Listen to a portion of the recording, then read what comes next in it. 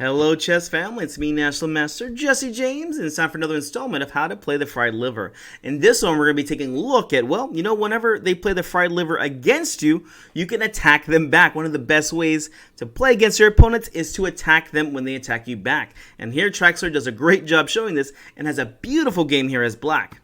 Let's take a look. Here we go. We start with e4, e5, knight f3 attacks the pawn, knight c6 defends the pawn, bishop c4, we got our Italian over here. And here, black goes ahead and plays knight to f6. And this is the two knights defense. And here, this invites white to play the knight attack, which is knight to g5. Now, this is threatening the fried liver. This is not the fried liver unless they do sacrifice on f7 here. And here, well, black, by all means, usually plays pawn to d5 here. And, well, after pawn takes d5, things get crazy, right? And, of course, if you play knight takes d5, knight takes f7, the fried liver begins with, 53% win rate. That's pretty good for masters.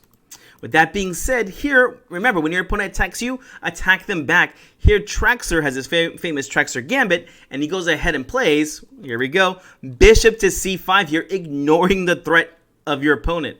And, well, this was an original combination by him, and he just destroys his opponent in this game.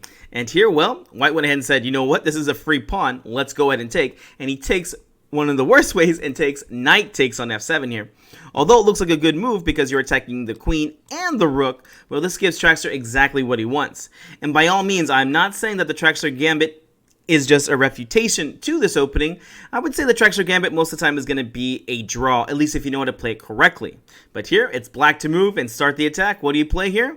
Here we go. Hopefully you see it. Bishop takes on f2. A bolt of lightning just strikes down. You're like, oh my gosh, where did this come from?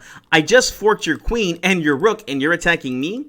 The audacity. And here, well, king went to e2. There's so much theory in these games. If you go ahead and play king takes on f2, here black's just going to have a good game. Knight takes on e4 check, and the king has a few different squares to move to, none of them being that good. Again, at this point, it's pretty much just at least a draw if white plays correctly here. Here you have three options, basically. King to e3, king over to g1, and then king to f1. But king f1 is basically just refuted here. If they do play this, here black plays queen to h4. Already very strong threats with queen to f2 checkmate, knight to g3 check. Because of the pin, you'll lose the rook, and even the bishop's hanging over in some variations.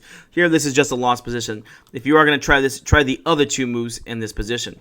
With that being said, here white went ahead and played king to e2. And, well, it is now black very, very happy to move here. Black to move. What do you play here? All right, hopefully you found it. Here, there's so many moves in this position. I think most people here might be looking about moving their queen, maybe even moving their bishop. But here, believe it or not, best thing to do is attack. Here we go. Knight to d4 check, attacking the king. And here, well, the king went ahead and went to d3. Again, you have to be careful as this bishop can be taboo. After king takes on f2, again we see knight takes on e4 check. And look at these beautiful knights over here. The game will be ending very fast here. It's already -3 here for black. Black has sacrificed a piece, yet he's up as far as the computer says. And here, well, I guess the king just goes to g1, and the queen comes out to h4, again threatening the checkmate on f2. So here, well, taking the rook is just taboo. All right, back to the game. Here, after knight to d4 check, the king went ahead and ran over to d3. And the same thing is happening if you try to go back to f1 over here. Here, the attack still happens. Queen e7. Again, taking this bishop will still be bad for you. Maybe let's take the rook this time. But here, pawn to d5, and you can see bishop g4 is being threatened. And this is pretty much trapping the queen. Again, black's initiative is just too strong here. All right, back to the game. Here, unfortunately, this king is just running around the center, and the moves become a lot easier as we know. Well, we're just going to attack the king. Here we go. What do you play now? Pawn to b5 here, saying, you know what? Take my queen. I just want to attack your king. And, well, here, white went ahead and played bishop to b3. Can we take this queen? You can take it. I do not recommend it. After knight takes on d8, pawn takes on c4 check. Here, if you go king to c3, you're just going to be getting harassed again with knight takes c4 check. So you might as well grab this pawn on c4.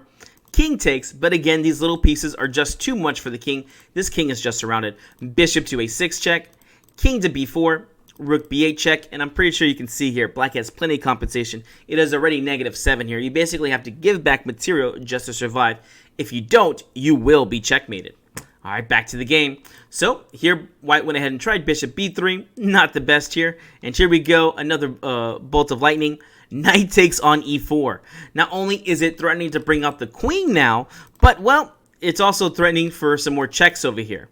Well, at this time, well, white went ahead and just took on d8, as there was nothing really better to do. If king takes on e4, well, it's checkmate in 6 now. d5 check.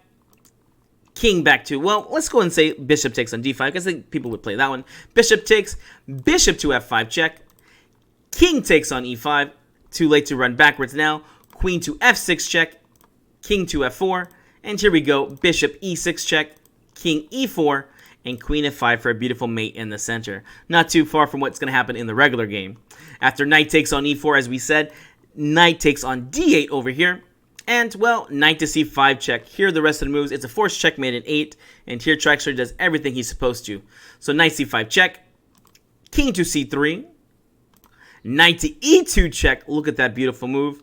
Queen takes on e2. It's obviously a clearance sacrifice. Well, I won't say obvious, but it is obvious to the masters that are watching here. The idea here was to clear the d4 square for the bishop. So now the bishop runs to d4 check. King over to b4. What's the next check here? Remember, if it ain't check, it ain't right. Pawn to a5 check. King takes on b5. I mean, where else does this king go to? You can run to a3 for a quick little mate in the corner. So here, king takes on b5. What's the next move? I do encourage you to try to guess each move here. Here we have bishop a6 check. King takes on a5 here. And, well, by all means, you're more than welcome to take this queen. But here, Traxler is just too cute here. Bishop to d3 check. A nice discovery move. Going to d3 here actually allows the rook to attack the king. And the king only has one square to move to. The king has to run to b4. Where's the next check at? Knight to a6 check here. Checkmate in 2. King over to a4. Knight to b4 check. King takes b4. And the final move here, a beauty. What do you play here for checkmate in 1? Hopefully you see it. Pawn to c5 check. Alright guys, hope you enjoyed this. Please go ahead and like and subscribe. And we'll see you in the next video.